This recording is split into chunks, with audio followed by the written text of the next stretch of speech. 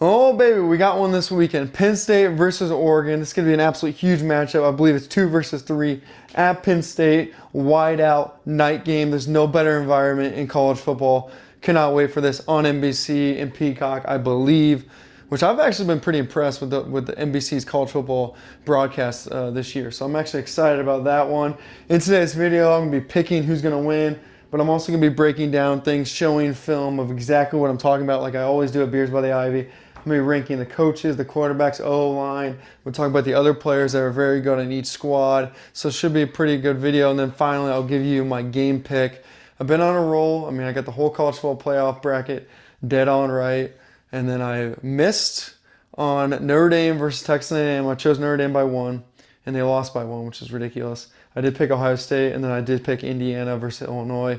Or I should say I picked Ohio State over Texas. Let's get going on the video. Who even cares? All right, then we'll even talk about a little bit of X's and O's. But let's get into it. Coaching, this is going to be almost laughable for me. You got James Franklin versus Dan Lanning. I don't like James Franklin at all. He's 4-20 in top 10 competitions. This is such an easy one for me. It's not even negotiable. I think James Franklin is the most overrated coach in college football, and I don't know why the dude hasn't been fired yet.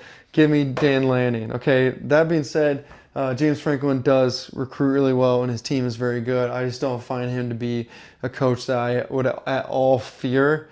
And as a guy who went to Indiana University, I cannot wait for us to play Penn State this year. Okay, so I got Dan Lanning. I like his energy. I think he's smart. He's intelligent. He's coached with the best coaches, in the college football modern era for the most part. This dude is a competitor, and I think he's getting more out of his team than James Franklin this year, because I think Oregon they're not across the board as good as they've been, but they do have a few key players, which I'll get into. All right, let's jump into quarterbacks. We got Drew Allar versus Dante Moore. From Drew Allar, I think everyone's seen him, right? He's been at Penn State. He started for almost 3 years now. All right, he's potentially going into the season was a Heisman finalist. We'll see how he performs down these stretch of big games, but nonetheless, he can do it all. He can throw the deep ball, he can throw the short ball, he can even run the ball a little bit. He's a competitive kid. My big knock on him is I think he's sometimes reckless, and I think he plays the position too much like a cool person, where you should just literally put your foot in the ground, throw the damn ball down the field. But that being said, his best game of his entire career was the Big Ten championship game against Oregon last year. He played incredible in that game. All their games I've ever watched him play, I think there's flaws where he just, for some reason, like the ball just shortens on him sometimes when he throws it. But other than that, good competitive kid, solid Big Ten quarterback. Okay, Dante Moore. Let me introduce you to Dante Moore. Okay, Dante Moore's tape flies off the friggin' screen, off the pages. I don't even know what the phrase is, but Dante Moore is a competitor, and Dante Moore has the ability to deliver the football in accurate windows at a professional level. I mean, this dude seams the football directly where it needs to be, anywhere on the field. We're talking about the middle of the field. We're talking about deep balls in the corner of the end zones. It doesn't matter. Dante Moore can get the ball anywhere at any time. I'm going to say this right now. Dante Moore is better than Oregon's quarterback last year. Okay? Went to UCLA, transferred to Oregon, sat behind Dylan Gabriel, and now this is his time to shine. This is his first game going to be on the big stage. Look out for Dante Moore to make incredibly impressive throws and to scramble out of the pocket and get first downs. Give me Dante Moore as the better quarterback in this football game. All right? Offensive line versus offensive line. Here's the bottom line is I wasn't impressed by Oregon's offensive line on tape.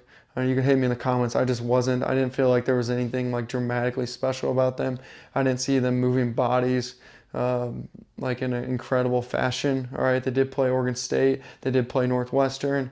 Penn State obviously hasn't played anybody, but it's the same old school Penn State offensive line. Give me them.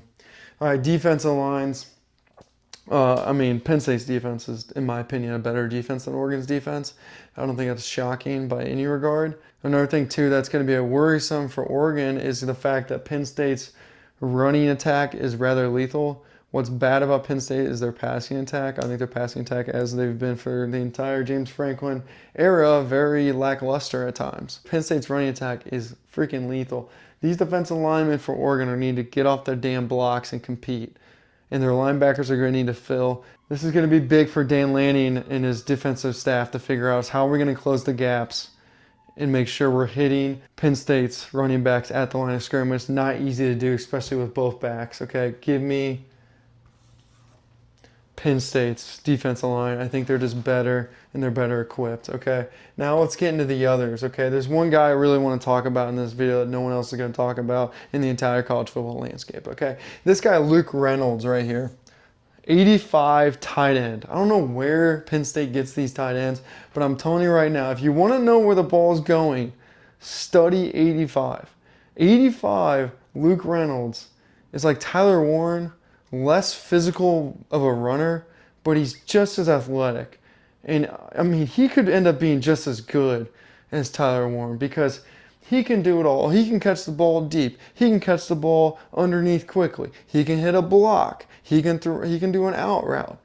All right, he comes across the line of scrimmage and drills somebody. Like this guy, I'm telling you right now, 85 for Penn State. Very good player. All right, I don't even know how to say this guy's name for Oregon. This is the other tight end, Sadek. I think his number's 18. Okay, this guy, you look out for him as well. But they mainly use him as a receiver, deep threat. He's a really giant human being. Okay, good player. I would rather have Luke Reynolds on my team, but that being said, Sadek, or how the hell you say his name, really good college football player. Okay, the other thing that Penn State has is two really good running backs. All right, and they rotate Allen and Singleton. All right, you remember these guys from last year? Well, guess what? They're back. They're both back. All right, and they rotate the rock. Both guys good. Both guys can break runs. Okay. Really, really solid running back. So that's what's confusing is if you look at the others for me, I also take Penn State for the others. That's what's so confusing. But when you look at this offense, okay, I got Oregon's offense, Penn State's defense on the board. Moore, the quarterback, this offensive line blocks in a U, right? And they give Moore enough space for him to kind of dance around a little bit and then he'll extend plays. But at the same time, he can also step in the pocket and hit a guy right over the middle. I'm just telling you guys straight up that Dante Moore is a damn good football player. And the problem with this pick is, and why I'm so fearful to make this pick, is that I know Penn State's team is just a better football team. And I like the coaching of Dan Lanning more, and I really like Dante Moore. And it's at home, and it's the whiteout, and it's a night game for Penn State. I mean, there's no way in the world Penn State should lose this football game. It's almost impossible for me to choose Oregon, but my heart says that Oregon's going to somehow win because I like the most important thing, which is quarterback and coach. But that being said, I have to take Penn State in this game. And wow, it just pains me to even do it because I don't trust James Franklin at all, and I don't even trust Drew Aller at all. But I just think they're a better football team, and they got to run the ball more. They got to run the ball. They should just pound the rock. I mean, run it 3 times in a row, every single down, if I was Penn State. All right, but don't be shocked to see Dante Moore and Lanning cue some big throws up because I'm telling you right now, Dante Moore can hit every single throw on the freaking field. All right? That's it. Give me Penn State. Hard for me to even say it. I don't even want to say it, quite frankly. I just think they're going to win. That being said, watch out for the quarterback, Dante Moore. All right, guys. Appreciate it.